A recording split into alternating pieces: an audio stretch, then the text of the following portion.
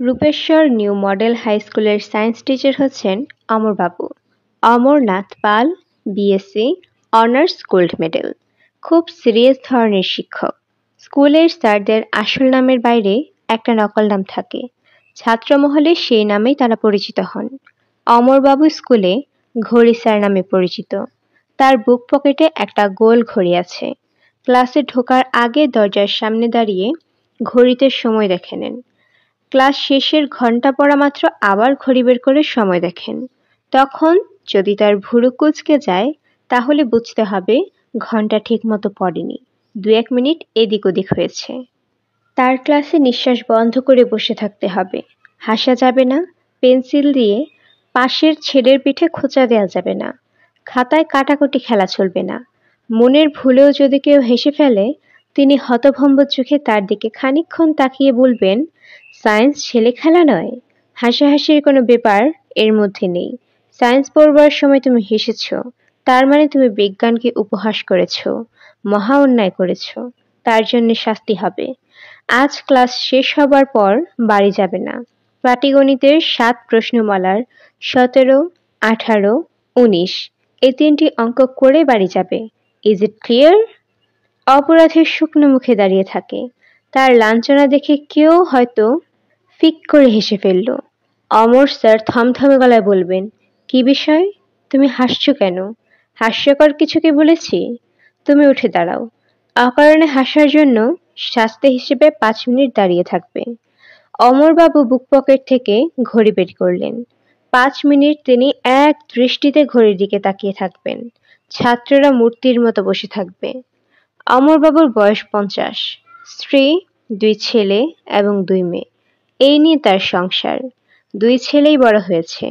রূপেশ্বর বাজারে একজনের কাপড়ের ব্যবসা, অন্যজনের ফার্মেসি আছে। ভালো টাকা রোজগার করে। একটি মেয়ের বিয়ে হয়ে গেছে, অন্য মেয়েটির বিয়ের কথা হচ্ছে। এদের কারোর সঙ্গেই তার বনে না।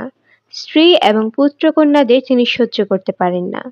অনেক দিন হলো বাড়িতেও থাকেন না। স্কুলের দোতলায় একটা খালি ঘরে বাস করেন। সেখানে বিছানা বালিশ আছে, একটা স্টোভ আছে। গভীর রাতে স্টোভে চা বানিয়ে খান। রূপেশ্বর স্কুলের হেড স্যার তাকে বলেছিলেন, আপনার ঘর সংসার থাকতে আপনি স্কুলে থাকেন কেন?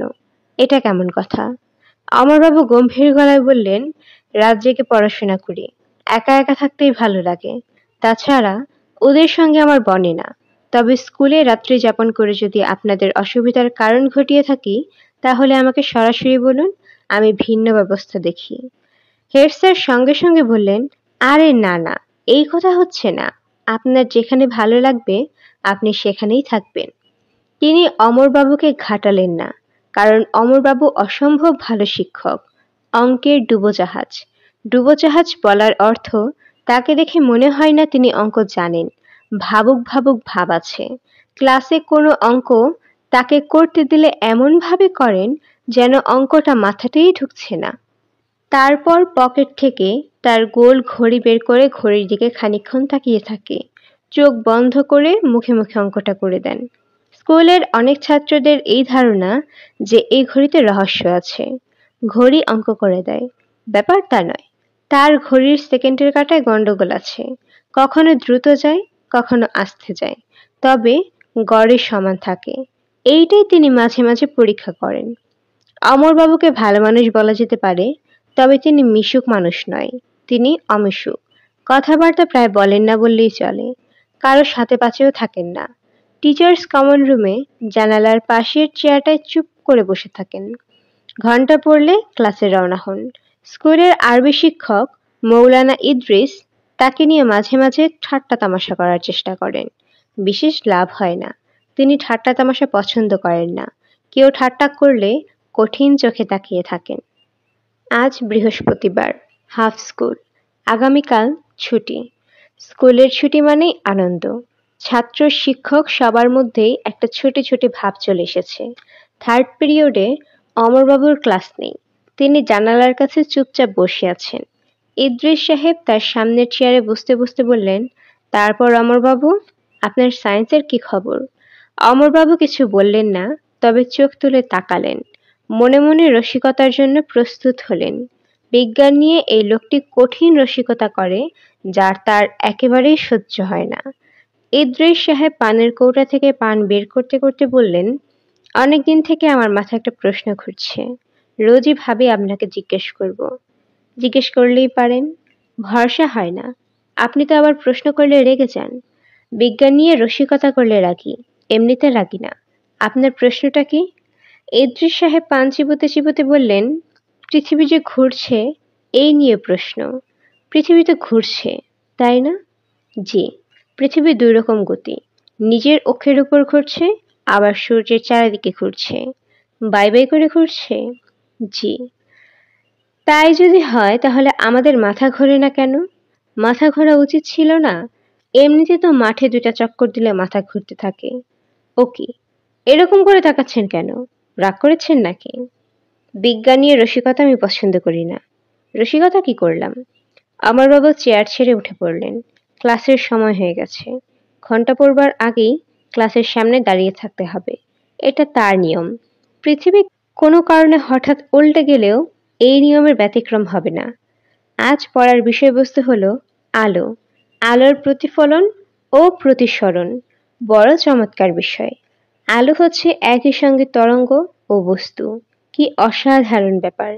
ক্লাস 10-এর ছেলেগুলো অবশ্যই এসব বুঝবে না, তবে যখন বড় হয়ে পড়বে তখন চমৎকৃত হবে। অমরবাবু ক্লাসে ঢুকেই বললেন, আলোর গতিবেগ কত? কে বলতে পারো? 7 জন ছেলে হাত তুলল। তার মন খারাপ হয়ে গেল। তার ধারণা ছিল সবাই হাত তুলবে। ছেলেগুলো কি সায়েন্সে মজা পাচ্ছে না? তা কি করে হয়?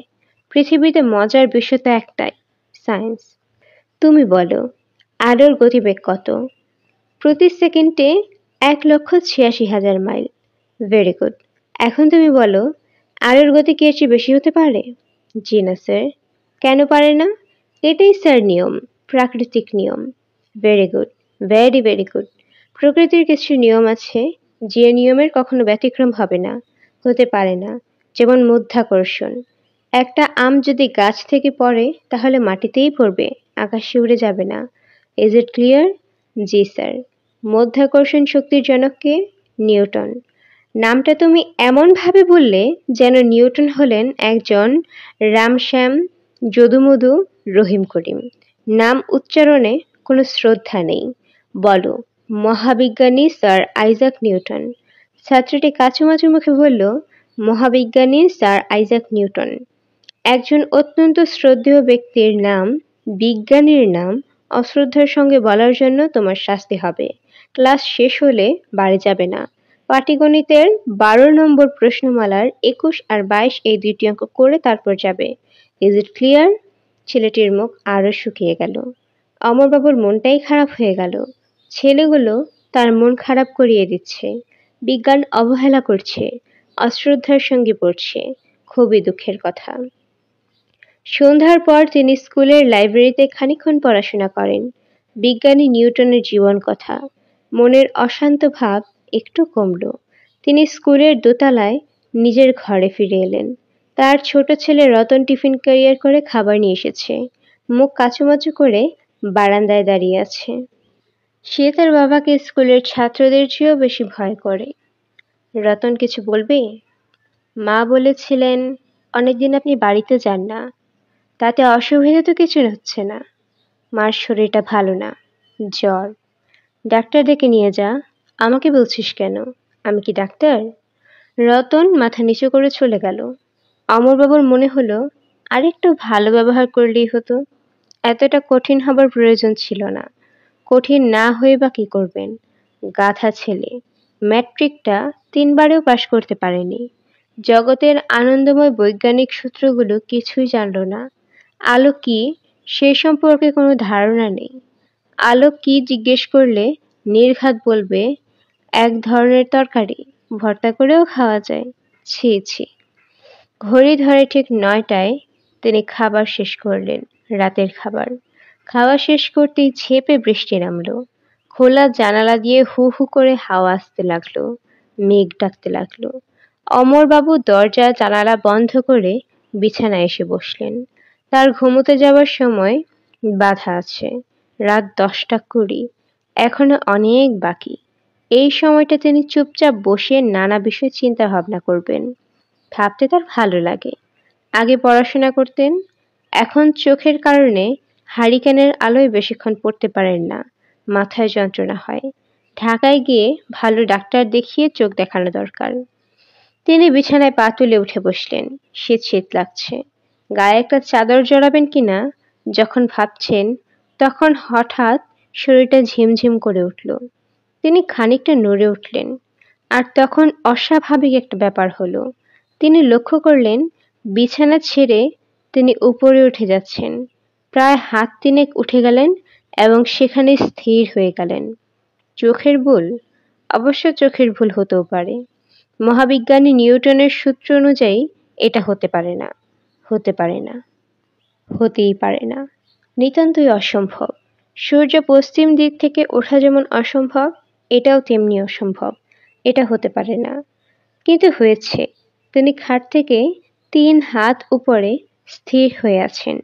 ঘরের সবকিছু আগের মতো আছে, শুধু তিনি শূন্যে ভাসছেন। অমরবাবু চোখ বন্ধ করে মনে মনে বললেন, হে ঈশ্বর, দয়া করো, দয়া করো। শরীর কেমন যেন অনুভূতি হলো।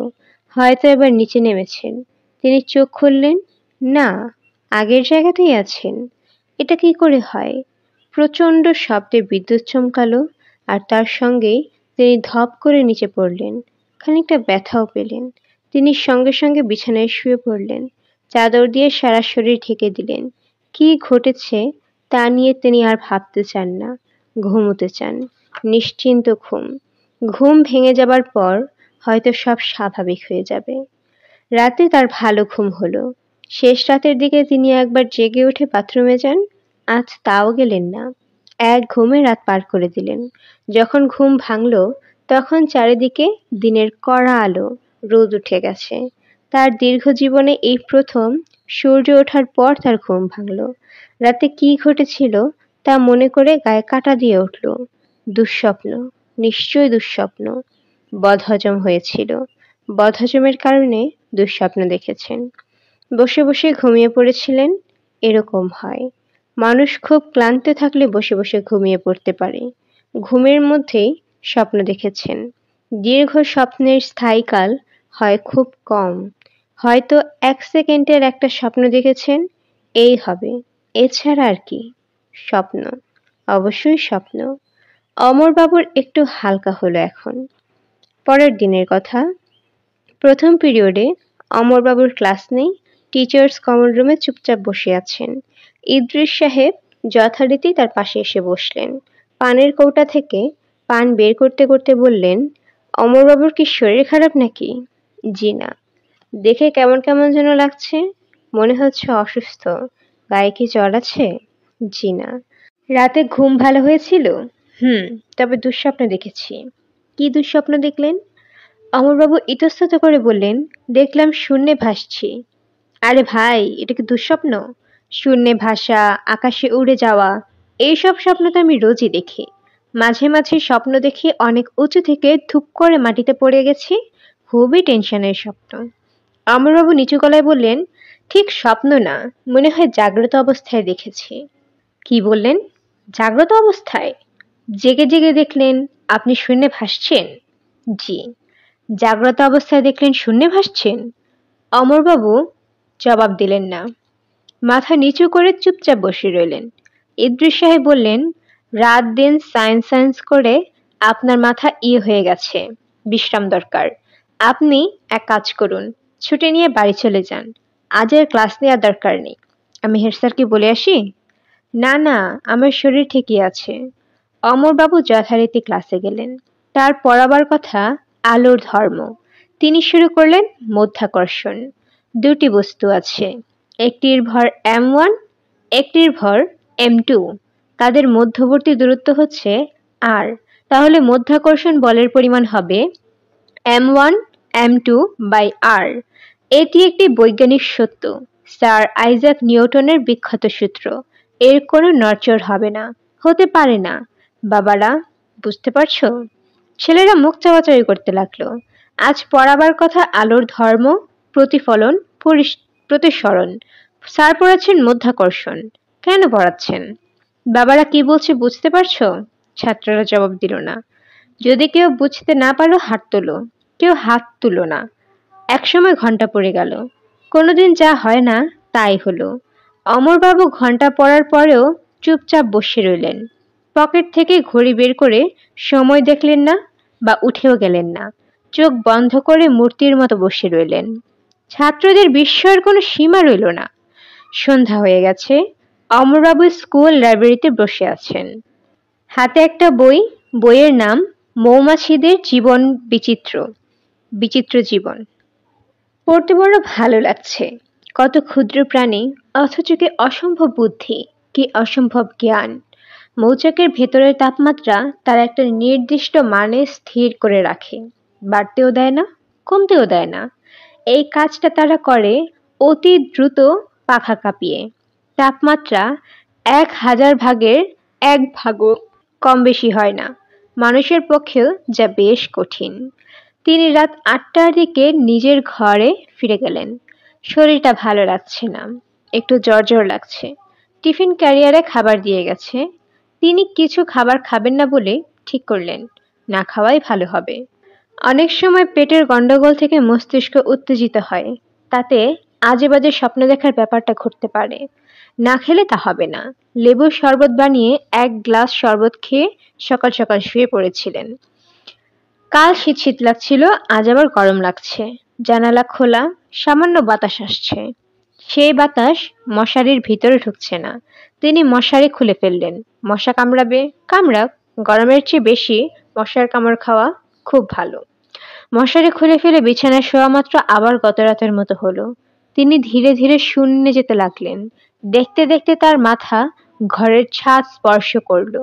তিনি হাত দিয়ে সেই ছাদে ধাক্কা দেওয়া মাত্র খানিকটা নিচে নেমে আবার উপরে উঠতে লাগলেন। এ কি অদ্ভুত কাণ্ড! আবারও কি স্বপ্ন? না, স্বপ্ন না। আজকেরটা স্বপ্ন না। মাধ্যাকর্ষণ শক্তি তার উপর কাজ করছে না। পৃথিবীর ভর যদি হয় m1, তিনি যদি হন m2 এবং m2 এর মান যদি হয় 0, তাহলে মাধ্যাকর্ষণ বল হবে 0। তার ভর কি এখন 0? তিনি পাশ ফিরলেন। শরীরটা চমৎকারভাবে ঘুরে গেল। সাঁতার কাটার মতো করলেন। তেমন কোনো লাভ হলেন না। যেখানে ছিলেন সেখানেই রইলেন। এটাই স্বাভাবিক। বাতাস অতি হালকা। হালকা বাতাসে সাঁতার কাটা যাবে না। ব্যাখ্যা কি? এর ব্যাখ্যা কি? একটা মানুষের ভর হঠাৎ শূন্য হয়ে যেতে পারে। তাহলে নামার উপায় কি? মনে মনে আমি যদি চিন্তা করি নিচে নামবো, তাহলে কি নিচে নামতে পারবো? তিনি মনে মনে চিন্তা করলেন, নেমে যাচ্ছি, দ্রুত নেমে যাচ্ছি। লাভ হলো না। যেখানে ছিলেন সেখানেই রইলেন। আচ্ছা, তিনি যদি থুতু ফেলেন, তাহলে থুতুটার কি হবে? মাটিতে পড়ে যাবে নাকি শূন্যে ঝুলতে থাকবে? তিনি থুতু ফেললেন। খুব স্বাভাবিকভাবে থুতু মাটিতে পড়ল। গায়ের পাঞ্জাবিটা খুলে ছেড়ে দিলে সেটাও কি শূন্যে ভাসতে থাকবে নাকি নিচে পড়ে যাবে? অতি সহজেই এই পরীক্ষা করা যায়। তিনি গায়ের পাঞ্জাবি খুলে ফেললেন। ছেড়ে দিতেই দ্রুত নিচে নেমে গেল। তার মানে এই অদ্ভুত ব্যাপারটির সঙ্গে শুধু তিনিই জড়িত। তার গায়ের পোশাকের এর সাথে কোনো সম্পর্ক নেই। তিনি চোখ বন্ধ করে চিন্তা করছেন, মাধ্যাকর্ষণ বল যদি হয় F, তাহলে F = m1 m2 by r²। m1 পৃথিবীর ভর, m2 তার নিজের ভর, r হচ্ছে তার সঙ্গে পৃথিবীর দূরত্ব। m2 যদি 0 হয়, F হবে 0, কিংবা r যদি অসীম হয় তাহলেও F হবে 0। কোনো বিচিত্র কারণে কি তার সঙ্গে পৃথিবীর দূরত্ব অসীম হয়ে যাচ্ছে? ভাবতে ভাবতে অমরবাবুর ঘুম পেয়ে গেল। এক সময় মাটি থেকে 6 ফুট উঁচুতে সত্যি সত্যি ঘুমিয়ে পড়লেন। গভীর ঘুম। তার নাকও ডাকতে লাগলো। ঘুমের মধ্যেই তিনি পাশ ফিরে শুনলেন, কোনো রকম অসুবিধা হলো না। ঘুম ভাঙল ভোরবেলায়। অনেক বেলা হয়েছে। ঘরে রোদ ঢুকছে। তিনি পড়ে আছেন মেঝেতে। কখন মাটিতে নেমে এসেছেন তিনি জানেন না। গায়ে কোনো ব্যথা নেই। কাজেই ধপ করে পড়েননি, আস্তে আস্তে নেমেছেন, এটা বোঝা যাচ্ছে। অমরবাবু স্বাভাবিক মানুষের মতো হাত মুখ ধুলেন, মুড়ি গুড় দিয়ে সকালের নাস্তা করলেন। পুকুর থেকে গোসল শেষ করে যথাসময় স্কুলে গেলেন। আজ প্রথম পিরিয়ডেই তার ক্লাস। তিনি ক্লাস না নিয়ে নিজের চেয়ারে মাথা নিচু করে চুপচাপ বসে রইলেন। মনে হলো ঘুমোচ্ছেন, আসলে ঘুমোচ্ছিলেন না। ভাবার চেষ্টা করেছিলেন কি হচ্ছে তার জীবনে, এইসব কি ঘটছে। ব্যাপারটা শুধু রাতেই ঘটছে, দিনে ঘটছে না। আচ্ছা, তিনি যদি তার নিজের ঘরে না ঘুমিয়ে অন্য কোথাও থাকেন, তাহলে কি এ ব্যাপারটা ঘটবে? রাতে খোলা মাঠে যদি ঘুমিয়ে থাকেন, তাহলে কি ভাসতে ভাসতে মহাশূন্যে চলে যাবেন? মঙ্গল গ্রহের কাছাকাছি বা সূর্যের কাছাকাছি, কিংবা আরো দূরে অ্যান্ড্রোমিডা নক্ষত্রপুঞ্জে সুদূর কোনো ছায়াপথে? স্যার, অমরবাবু চমকে তাকালেন। দপ্তরে কালীপদ দাঁড়িয়ে আর আপনার বুলায়। হেড স্যার তাকে কেন ডেকে পাঠালেন তিনি ঠিক বুঝতে পারছেন না। ইদ্রিস সাহেব কি হেড স্যারকে কিছু বলেছেন? বলতেও পারেন, পেট পাতলা মানুষ, বলাটাই স্বাভাবিক। আচ্ছা, ব্যাপারটা কি তিনি নিজে গুছিয়ে হেড স্যারকে বলবেন? বলা যেতে পারে, মানুষটা ভালো, শুরুতেই অবিশ্বাসের হাসি হাসবে না। হেড স্যার বললেন, কেমন আছেন অমরবাবু? জি ভালো। দেখে তো ভালো মনে হচ্ছে না। বসুন, চা খাবেন? স্যার, আমি চা খাই না। এক আধবার খেলে কিছু হয় না, খান। কালীপদ, চা দিয়ে যাও। কালীপদ চা দিয়ে থার্ড পিরিয়ডের ঘন্টা দিতে গেল। হেড স্যার বলতেন, শুনলাম গতকাল ক্লাস নেননি, আজও ফার্স্ট পিরিয়ডে মিস গেছে। ঘুম ভাঙতে দেরি হয়ে গেছে স্যার। ও আচ্ছা, আপনার তো সব ঘড়ি ধরা, ঘুম ভাঙতে দেরি হলো কেন? অমরবাবু চুপ করে রইলেন। পারিবারিক কোনো সমস্যা যাচ্ছে নাকি? জি না। আপনার মেয়ে গতকাল আমার কাছে এসেছিল, খুব কান্নাকাটি করলো। আপনি বাড়িতে থাকেন না, এই নিয়ে বেচারির মনে খুব দুঃখ। দুঃখ হওয়াটাই স্বাভাবিক। আমি একা থাকতে পছন্দ করি স্যার। নিজের পছন্দে সবসময় খুব বেশি গুরুত্ব দিতে নেই, অন্যদের কথাও ভাবতে হয়। আমরা সামাজিক জীব। স্যার উঠি, বসুন, খানিক্ষণ গল্প করি। অমরবাবু, আমি বলি কি, যদি অসুবিধা না থাকে তাহলে আপনার সমস্যাটা আমাকে বলুন। ইদ্রিস সাহেব স্বপ্নের কথা কিসব বলছিলেন। অমরবাবু ইতস্তত করে বললেন, নিউটনের সূত্র মিলছে না, বিজ্ঞানের সূত্র মিলছে না স্যার। হেডমাস্টার সাহেব বিস্মিত হয়ে বললেন, কোন সূত্র মিলছে না? স্যার, আইজ্যাক নিউটনের মাধ্যাকর্ষণ সূত্রটা মিলছে না। আপনার ধারণা সূত্রটা ভুল। অমরবাবু জবাব দিলেন না। হেডমাস্টার সাহেব বিস্মিত চোখে তাকিয়ে রইলেন। একসময় বললেন, আচ্ছা, আপনি বরং বাড়িতে চলে যান। আপনাকে 10 দিনের ছুটি দিলাম। বিশ্রাম করুন, বিশ্রাম দরকার। অতিরিক্ত পরিশ্রমে মাঝে মাঝে মানুষের মাথা এলোমেলো হয়ে যায়। স্যার, আমার মাথা ঠিকই আছে। অবশ্যই ঠিক আছে, কথার কথা বললাম। যান, বাসায় চলে যান। বাড়ির সবাই অস্থির হয়ে আছে। অমরবাবু বাড়ি গেলেন না, কমন রুমে নিজের চেয়ারে বসে রইলেন। হাতে একটা ফুল স্ক্যাপ কাগজ। সেই কাগজে নিউটনের সূত্র নতুন ভাবে লিখলেন, F equal K m1 m2 by r square. এখানে কে এর নির্দিষ্ট মান আছে, তবে মাঝে মাঝে কে এর মান হচ্ছে 0, যেমন তার ক্ষেত্রে হচ্ছে। এক সময় কলম দিয়ে নির্মম ভাবে সব কেটেও ফেললেন। নিউটন যে সূত্র দিয়ে গেছেন, তার মতো সামান্য মানুষ সেই সূত্র পাল্টাতে পারেন না। অমরবাবু টিফিন পিরিয়ডে অনেক সময় নিয়ে ইংরেজিতে ঢাকা বিশ্ববিদ্যালয়ের পদার্থবিদ্যার চেয়ারম্যানকে একটি চিঠি লিখলেন। চিঠির বাংলা অনুবাদ অনেকটা এরকম, জনাব, আমি রূপেশ্বর হাই স্কুলের বিজ্ঞানের একজন শিক্ষক, নিতান্ত অনুপায়ায় হইয়াই আপনাকে পত্র দিতেছি। সম্প্রতি আমার জীবনে এমন এক ঘটনা ঘটিতেছে, যার কোনো বৈজ্ঞানিক ব্যাখ্যা আমি খুঁজিয়া না পাইয়া আপনার দ্বারস্থ হইলাম। আমি শূন্যে ভাসিতে পারি, আপনার নিকট খুব অদ্ভুত মনে হইলেও ইহা সত্যি। আমি ঈশ্বরের নামে শপথ নিয়া বলিতেছি, আপনাকে যাহা বললাম সবই সত্য। কোনো রকম চেষ্টা ছাড়াই আমি শূন্যে উঠতে পারি এবং ভাসমান অবস্থায় দীর্ঘ সময় কাটাইতে পারি।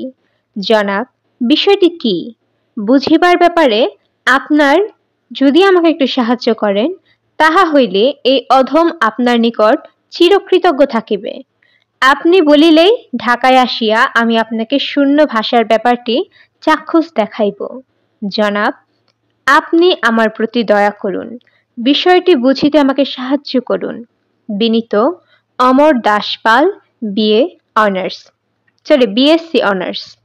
10 দিনে পুরোটাই তিনি নিজের ঘরে কাটালেন। বাড়িতে গেলেন না। তাকে নিতে তার ছোট মেয়ে অতসী এসেছিল, তাকে ধমকি বিদায় করে দিলেন। এই মেয়েটা পড়াশোনায় ভালো ছিল, তাকে এত করে বললেন সায়েন্স পড়তে, সে ভর্তি হলো আর্টসে। কোনো মানে হয়?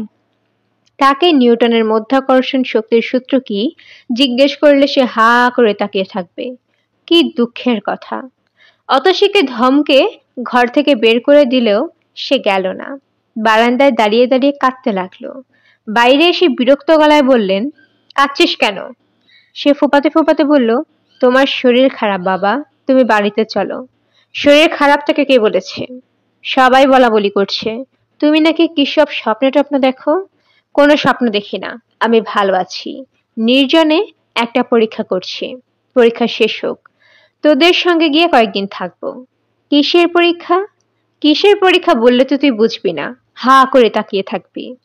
এত করে বললাম সায়েন্স পড়তে, অঙ্ক পারি না যে। অঙ্ক না পারার কি আছে, যোগ বিয়োগ গুণ ভাগ, অঙ্ক তো এর বাইরে কিছু না। কাঁদিস না, বাসায় যা, আমি ভালো আছি। তিনি যে ভালো আছেন তা কিন্তু না। রোজ রাতেই একই ব্যাপার ঘটছে। খেয়ে দিয়ে ঘুমোতে যান, মাঝরাতে ঘুম ভেঙে দেখেন শূন্যে ভাসছেন। তখন আতঙ্কে অস্থির হওয়া ছাড়া পথ থাকে না। তিনি ইচ্ছে করলে নিচে নামতে পারেন না, নিচে কিভাবে নামেন তাও জানেন না। রাতটা তার অঘুমেই কাটে। তিনি ঘুমোতে যান দিনে। এমন যদি হতো তিনি দিন রাত সারাক্ষণে শূন্য ভাসছেন, তাহলে একটা কথা ছিল, নিজেকে সান্ত্বনা দিতে পারতেন যে কোনো এক অদ্ভুত প্রক্রিয়ায় তার ভর শূন্য হয়ে গেছে। ব্যাপারটা সেরকম না। এমন কেউ এখানে নেই যে তিনি সাহায্যের কাছে তার কাছে যাবেন। ঢাকা বিশ্ববিদ্যালয়ের পদার্থবিজ্ঞান চেয়ারম্যান সাহেবও কিছুই লিখছেন না। হয়তো ভেবেছেন পাগলের চিঠি, কে আর কষ্ট করে পাগলের চিঠির জবাব দেয়। 9 দিনের মাথায় অমরবাবু চিঠির জবাব পেলেন। অতি ভদ্র চিঠি। চেয়ারম্যান সাহেব বিশ্ববিদ্যালয়ের প্যাডে লিখেছেন, জনাব, আপনার চিঠি কৌতূহল নিয়ে পড়লাম।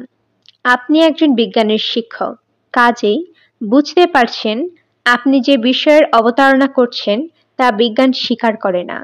আপনি যদি আমার অফিসে এসে শূন্যে ভাসতে থাকেন তাহলেও আমি বিশ্বাস করব না, ভাববো এর পেছনে ম্যাজিকের কোনো কৌশল কাজ করছে। আপনি নিশ্চয়ই জানেন জাদুকররা শূন্যে ভাষার খেলায় সবসময়ই দেখায়। যাই হোক, আপনার চিঠি পড়ে আমার ধারণা হয়েছে যে আপনার সমস্যাটি মানসিক। আপনি মনে মনে ভাবছেন শূন্যে ভাসছেন, আসলে ভাসছেন না। সবচেয়ে ভালো হয় যদি একজন সাইকিয়াট্রিস্টের সঙ্গে এই বিষয়ে আলোচনা করেন। একমাত্র তিনিই পারবে আপনাকে সাহায্য করতে। আমি আপনাকে কোনো রকম সাহায্য করতে পারছি না বলে আন্তরিকভাবে দুঃখিত। আপনার সুস্বাস্থ্য কামনা করে শেষ করছি। বিনীত S Ali, MSc, PhD, FRS। অমরবাবু মনোরোগ বিশেষজ্ঞের কাছে যাবার ব্যাপারে কোনো গুরুত্ব দিলেন না, কারণ তিনি জানেন বিষয়টা সত্যি। তিনি 2-1টা ছোটখাটো পরীক্ষা করে এ বিষয়ে নিশ্চিত হয়েছেন। যেমন স্কুল থেকে লাল রঙের চক নিয়ে এসেছিলেন। শূন্যে উঠে যাবার পর সে লাল চক দিয়ে ছাদে বড় বড় করে লিখলেন, হে পরম পিতা ঈশ্বর, তুমি আমাকে দয়া করো। তোমার অপার রহস্যের খানিকটা আমাকে দেখতে দাও। আমি অন্ধ, তুমি আমাকে পথ দেখাও। জ্ঞানের আলো আমার হৃদয় প্রজ্বলিত করো। আমাকে দেখাও তুমি পথ, পরম পিতা। আরো অনেক কিছুই লেখার ইচ্ছা ছিল, চক ফুরিয়ে যাওয়ায় লেখা আর হলো না। এই লেখাটা ছাদে আছে, তিনি তাকালেই দেখতে পান। কিন্তু তা তো না, অন্যরাও পড়তে পারছে। গতকাল বিকালে হেডমাস্টার সাহেব তাকে দেখতে এসে হঠাৎ করে বিস্মিত গলায় বললেন, ছাদে এসব কি লেখা? অমরবাবু নিচু গলায় বললেন, প্রার্থনা সঙ্গীত। প্রার্থনা সঙ্গীত ছাদে লিখেছেন কেন? শুয়ে শুয়ে যেতে পড়তে পারে এই জন্য। লিখলেন কিভাবে? মই দিয়ে উঠেছিলেন নাকি? অমরবাবু জবাব দিলেন না। হেডমাস্টার সাহেব জবাবের জন্য খানিকক্ষণ অপেক্ষা করে বললেন, আপনার ছুটি তো শেষ হয়ে গেল, আপনি কি ছুটি আরো বাড়াতে চান? জি না। আপনি বরং আরো কিছুদিন ছুটি নিন। শরীরটা এখন সেরেছে বলেই মনে হচ্ছে। আপনাকে আরো কিছুদিন ছুটি দিতে চাচ্ছি, কারণ আপনাকে আমার দেখতে দুর্বল লাগছে। আপনি হয়তোবা মানসিকভাবে অসুস্থ। আমার শরীর যা আছে তাই থাকবে, আর ভালো হবে না। এইসব কি ধরনের কথা? কোনো ডাক্তারকে দেখিয়েছেন? জি না। ডাক্তার দেখাতে হবে। ডাক্তার না দেখালে কিভাবে হবে? বিধুবাবুকে দেখান। বিধুবাবু LMF হলেও ভালো ডাক্তার। যে কোনো বড় ডাক্তারের কান কেটে নিতে পারে। বিধুবাবুকে দেখানোর কথা মনে থাকবে? জি স্যার, থাকবে। না, আপনার মনে থাকবে না। আমি বরং নিয়ে আসবো। আমার ছোট মেয়েটার জ্বর। বিধুবাবুকে বাসায় আসতে বলেছি। এলে আপনার কাছে পাঠিয়ে দেব। জি আচ্ছা। এখন তাহলে উঠি অমরবাবু? একটু বসুন স্যার। হেডমাস্টার সাহেব উঠতে গিয়েও বসে পড়লেন। তিনি খানিকটা বিস্মিত, কারণ অমরবাবু এক দৃষ্টিতে ছাদের লেখাগুলির দিকে তাকিয়ে আছেন। তাকে অসম্ভব চিন্তিত মনে হচ্ছে। অমরবাবু নিচু গলায় বললেন, আপনাকে একটা কথা বলতে চাচ্ছি স্যার, যদি কিছু মনে না করেন। বলুন, কি বলবেন? মনে কড়াকড়ির কি আছে? অমরবাবু প্রায় ফিসফিস করে বললেন, আমি শূন্যে ভাসতে পারি। বুঝতে পারলাম না কি বলছেন। আমি আপনি শূন্যে উঠে যেতে পারি। ও আচ্ছা। হেডমাস্টার সাহেব আর কোনো জবাব দিলেন না। অমরবাবু বললেন, আমি স্যার এই জীবনে কখনো মিথ্যা কথা বলিনি। ছোটবেলায় হয়তো বলেছি, জ্ঞান হবার পর থেকে বলিনি। আমি বিধুবাবুকে পাঠিয়ে দেব। জি আচ্ছা। হেডমাস্টার সাহেব ইতস্তত করে বললেন, ওনাকে শূন্যে ভাষার ব্যাপারটা বলার দরকার নেই। জানাজানি হবে, মানে লোকজন হাসাহাসি করতে পারে। আমি আপনাকেই খোলাখুলি বলেছি, আর কাউকে বলিনি। ভালো করেছেন, খুবই ভালো করেছেন। বিধুবাবু এসে খানিকক্ষণ গল্প টল্প করে চলে যাবার সময় ঘুমের ওষুধ দিয়ে গেলেন।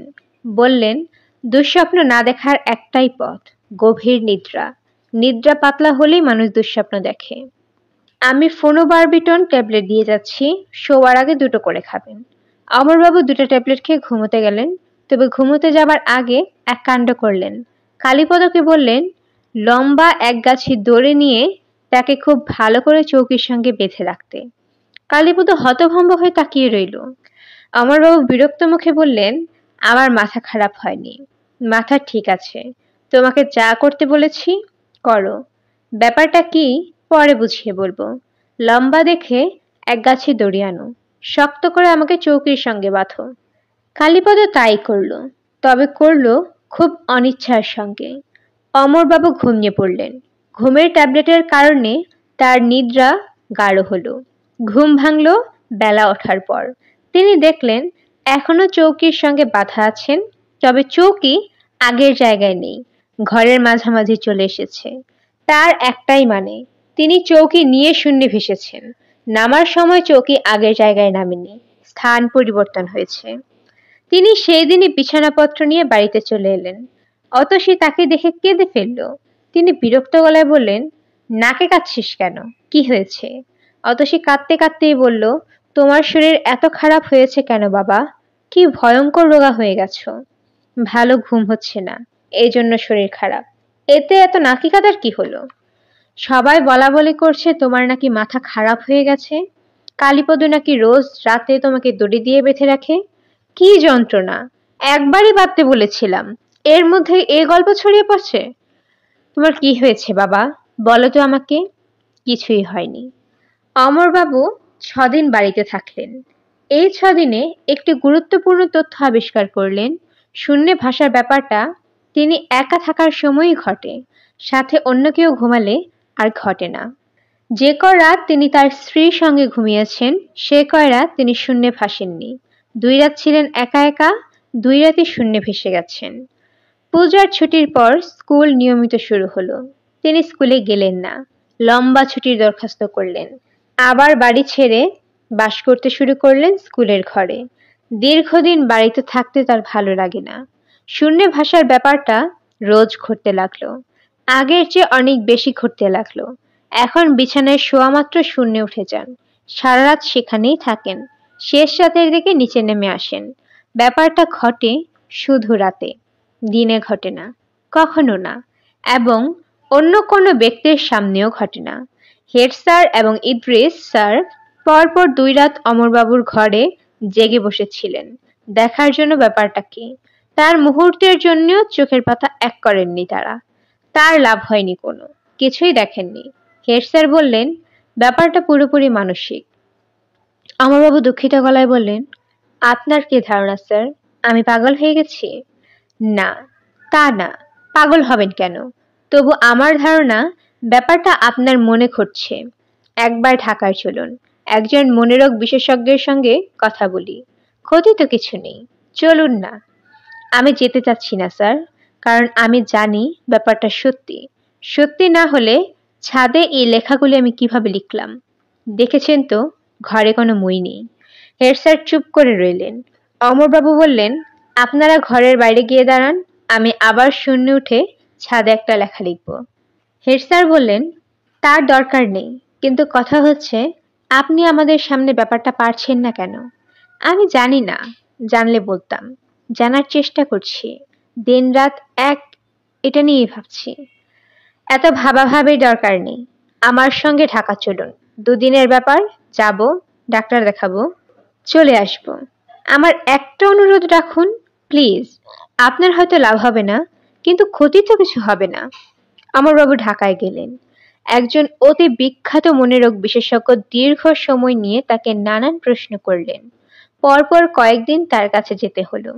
শেষ দিনে বিশেষজ্ঞ ভদ্রলোক বললেন, আপনার যা হয়েছে তা একটা রোগ। এর উৎপত্তি হচ্ছে অবসেশনে। বিজ্ঞানের প্রতি আপনার তীব্র অনুরাগ, সেই অনুরাগ রূপান্তরিত হয়েছে অবসেশনে। কেউ যখন বিজ্ঞানকে অবহেলা করে, তুচ্ছ তাচ্ছিল্যের সঙ্গে কথা বলে, তখন আপনি তীব্র আঘাত পান। এই আঘাত আপনি পেয়েছেন আপনার অতি নিকটজনের কাছ থেকে। যেমন ধরুন আপনার কন্যা, সে বিজ্ঞান পড়েনি, আর্টস পড়েছে। এই তীব্র আঘাত আপনার মন গ্রহণ করতে পারেনি। আপনার অবচেতন মন ভাবতে শুরু করেছে বিজ্ঞানের সূত্র অভ্রান্ত নয়, ভুল সূত্রও আছে, মধ্যাকর্ষণও সূত্রও ভুল। এই সময় অবচেতন মনের ধারণা সঞ্চারিত হয়েছে চেতন মনে। বুঝতে পারছেন? জি না, বুঝতে পারছি না। মোদ্দা কথা হলো আপনার রোগটা মনে। না, আমি নিজে বিজ্ঞানের শিক্ষক। আমি খুব ঠান্ডা মাথায় বিচার বিবেচনা করেছি। আমি যে শূন্যে উঠতে পারি, এটা ভুল না, পরীক্ষিত সত্য। মোটেও পরীক্ষিত সত্য নয়। আপনি ছাড়া দ্বিতীয় কোনো ব্যক্তি দেখেনি যে আপনি শূন্যে ভাসছেন। দেখলেও কথা ছিল, কেউ কি দেখেছে? জি না। আমি ট্রাঙ্কুলাইজার জাতীয় কিছু ওষুধ দিচ্ছি। নিয়মিত খাবেন, ব্যায়াম করবেন, মন প্রফুল্ল রাখবেন। বিজ্ঞানকে নিয়ে কোনো পড়াশোনা করবেন না। অমরবাবু দুঃখিত গলায় বললেন, আপনি আমার কথা বিশ্বাস করেননি, কিন্তু আমি যা বলছি সত্যি বলছি। ব্যাপারটা হয়তো আপনার কাছে সত্যি, কিন্তু সবার কাছে নয়। আপনি খুব ঠান্ডা মাথায় বিবেচনা করলেও এই সিদ্ধান্তে আসতে পারবেন না। অমরবাবু ভগ্ন হৃদয়ে রূপেশ্বরে ফিরে গেলেন। স্কুলে যোগ দিলেন না। কিছুদিনের মধ্যেই মাথা খারাপের সব লক্ষণ তার মধ্যে একা একা দেখা দিতে লাগলো। বিড়বিড় করে কথা বলেন, একা একা হাঁটেন। হাঁটার সময় দৃষ্টি থাকে আকাশের দিকে। নিতান্ত অপরিচিত কাউকে দেখলে থমকে দাঁড়িয়ে যান, শান্ত গলায় বলেন, কিছু মনে করবেন না। আপনি কি নিউটনের গতিসূত্র জানেন? পাগলের অনেক রকম চিকিৎসা করানো হলো, কোনো লাভ হলো না, বরং লক্ষণগুলো আরো প্রকট হওয়া শুরু করলো। গভীর রাতে ছাত্রদের বাড়িতে উপস্থিত হয়ে উঁচু গলায় ডাকেন, জব্বার, ও জব্বার, উঠে আয় তো বাবা, খুব দরকার। জব্বার উঠে এলে তিনি কঠিন গলায় বলেন, নিউটনের সূত্র মনে আছে? ভালো করে পড়, এসএসসিতে আসবে, সাথে অঙ্ক থাকবে। ভূমি থেকে 10 ফুট উচ্চতায় 1 গ্রাম ভর বিশিষ্ট একটি আপেল ছেড়ে দিলে তার গতিবেগ 5 ফুট উচ্চতায় কত হবে? অঙ্কটা চট করে করত। মধ্যাকর্ষণ জনিত ত্বরণ কত মনে আছে তো? আমাদের সমাজ পাগলদের প্রতি খুবই নিষ্ঠুর আচরণ করে। অমরবাবুর ক্ষেত্রেও তার ব্যতিক্রম হলো না। বছরখানেক না ঘুরতেই দেখা গেল ছোট ছোট ছেলেমেয়েরা তাকে নিয়ে বলছে, নিউটনের সূত্রটা কি যেন? অমরবাবু দাঁত মুখ খিচিয়ে এদের তাড়া করেন।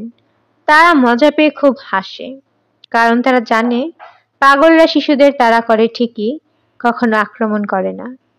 রাত 10টার মতো বাজে, কনকনে শীত। অমরবাবু দাঁড়িয়ে আছেন একটা কাঁঠাল গাছের নিচে। কাঁঠাল গাছের ডালে কয়েকটা বাদুড় ঝুলছে। তিনি বাদুড়গুলিকে নিউটনের সূত্র সম্পর্কে বলছেন। তখনই দেখা গেল হারিকেন হাতে হেড স্যার আসছেন। কাঁঠাল গাছের কাছে এসে তিনি ধমকে দাঁড়ালেন। অমরবাবুর দিকে তাকিয়ে দুঃখিত গলায় বললেন, কে অমর? জি স্যার। কি করছেন? বাদুড়গুলোর সঙ্গে কথা বলছিলাম স্যার। ও আচ্ছা, এদের সঙ্গে কথা বলে মনটা হালকা হয়। ওদের নিউটনের সূত্রগুলি বুঝিয়ে দিচ্ছিলাম। এই শীতে বাইরে ঘুরছেন, বাসায় গিয়ে ঘুমান। ঘুম আসে না স্যার। হেডমাস্টার সাহেব ইতস্তত করে বললেন, ইয়ে অমরবাবু, এখনো কি আপনি শূন্যে ভাসেন? জি না, ঢাকা থেকে আসার পর আর ভাসিনি। যদি আবার ভাসতে পারি আপনাকে বলবো। আমার এখানে থাকতে ইচ্ছে করে না। ভাসতে ভাসতে দূরে কোথাও চলে যেতে ইচ্ছে করে। দূরে কোথাও? মহাশূন্যে, অসীম দূরত্বে, চন্দ্র, সূর্য, নক্ষত্র সব ছাড়িয়ে। ও আচ্ছা, যাবার আগে আমি আপনাকে খবর দিয়ে যাব। আচ্ছা। শীত কেটে বর্ষা এসে গেল। অমরবাবু লোকালয় প্রায় ত্যাগ করলেন। বেশিরভাগ সময় বনে জঙ্গলে থাকেন। রূপেশ্বরের পাশের গ্রাম হলদিয়ায় ঘন বন আছে। এখন ওই বনই তার আস্তানা। তার মেয়ে অতসী প্রায় তাকে খুঁজতে আসে, পায় না। মেয়েটা বনে বনে ঘোরে এবং কাঁদে। তিনি 4-5 দিন পর পর একবার বের হয়ে আসেন। তাকে দেখে আগের অমরবাবু বলে চেনার কোনো উপায় নেই। যেন মানুষ না, প্রেত বিশেষ। মাথা ভর্তি বিরাট চুল, বড় বড় দাড়ি, হাতের নখগুলো বড় হতে হতে পাখির ঠোঁটের মতো বেঁকে গেছে। স্বভাব চরিত্র হয়েছে ভয়ঙ্কর। মানুষ দেখলে কামড়াতে আসেন, ইট পাথর ছোড়েন। একবার স্থানীয় পোস্টমাস্টারকে গলা টিপে প্রায় মেরেই ফেলতে বসেছিলেন। সবাই তাকে এড়িয়ে চলে। অতসীর বিয়ে হয়ে গেছে। সেও এখন আর বাবার খোঁজ নিতে আসে না। দেখতে দেখতে আরো 1 বছর পার হয়ে গেল। কার্তিক মাস, অল্প অল্প শীত পড়েছে। 11টার মতো বাজে। হেড স্যার খাওয়া দাওয়া করে শুয়ে পড়েছেন। হঠাৎ শুনলেন উঠান থেকে অমরবাবু ডাকছেন, স্যার, স্যার, স্যার, জেগে আছেন? কে? স্যার, আমি অমর, একটু বাইরে আসবেন? হেড স্যার অবাক হয়ে বিছানায় উঠে বসলেন। তার স্ত্রী বললেন, খবরদার, তুমি বেরোতে পারবে না। পাগল মানুষ, কি না কি করে বসে, ঘুমাও। অমরবাবু আবার কাতর গলায় বললেন, একটু বাইরে আসুন স্যার, খুব দরকার, খুব বেশি দরকার। হেড স্যার ভয়ে ভয়ে বাইরে এলেন। বিস্মিত হয়ে দেখলেন তার বাড়ির সামনের আম গাছের সমান উচ্চতায় অমরবাবু ভাসছেন। অবিশ্বাস্য, অকল্পনীয়, অকল্পনীয় দৃশ্য। একটা মানুষ অবলীলায় শূন্যে ভাসছে, তার জন্য পাখিদের মতো তাকে ডানা ঝাপটাতে হচ্ছে না। স্যার দেখুন, আমি ভাসছি। হেড স্যার কোনো জবাব দিতে পারছেন না। প্রথম কয়েক মুহূর্ত মনে হচ্ছিল চোখের ভুল, হয়তো এজন্যই এমন মনে হচ্ছে। কিন্তু তা না, ফকফকা চাঁদের আলো, দিনের আলোর মতো সব দেখা যাচ্ছে। তিনি পরিষ্কার দেখছেন অমরবাবু শূন্যে ভাসছেন। এই তো ভাসতে ভাসতে খানিকটা এগিয়ে গেলেন। সাঁতার কাটার মতো অবস্থায় মানুষটা শুয়ে আছে। কি আশ্চর্য! স্যার, দেখতে পাচ্ছেন? হ্যাঁ। আজ হঠাৎ করে শূন্যে উঠে গেলাম। বন থেকে বের হয়ে রূপেশ্বরের দিকে আসছি, হঠাৎ শরীরটা হালকা হয়ে গেল। দেখতে দেখতে 10-12 ফুট উপরে উঠে গেলাম। প্রথমেই ভাবলাম আপনাকে দেখিয়ে আসি। ভাসতে ভাসতে আসলাম। আর কেউ দেখেনি? না, কয়েকটা কুকুর দেখেছে। ওরা ভয় পেয়ে খুব চিৎকার করছিল। এরকম দেখে তো অভ্যাস নেই। আপনার কি বিশ্বাস হচ্ছে স্যার? হ্যাঁ, হচ্ছে। আমি ঠিক করেছি ভাসতে ভাসতে মহাশূন্যে মিলিয়ে যাব। ও আচ্ছা। আমার মাথাটা বোধহয় খারাপ হয়ে গিয়েছিল। সারাক্ষণ ব্যথা করত। এখন ব্যথাও নেই। আগে কাউকে চিনতে পারতাম না, এখন পারছি। শুনে ভালো লাগছে অমরবাবু। অন্য একটা কারণেও মনে খুব শান্তি পাচ্ছি। কারণটা বলি। মহাশূন্যে ভাষার রহস্যটাও ধরতে পেরেছি। হেডমাস্টার সাহেব আগ্রহের সঙ্গে বললেন, রহস্যটা কি? রহস্যটা খুব সাধারণ।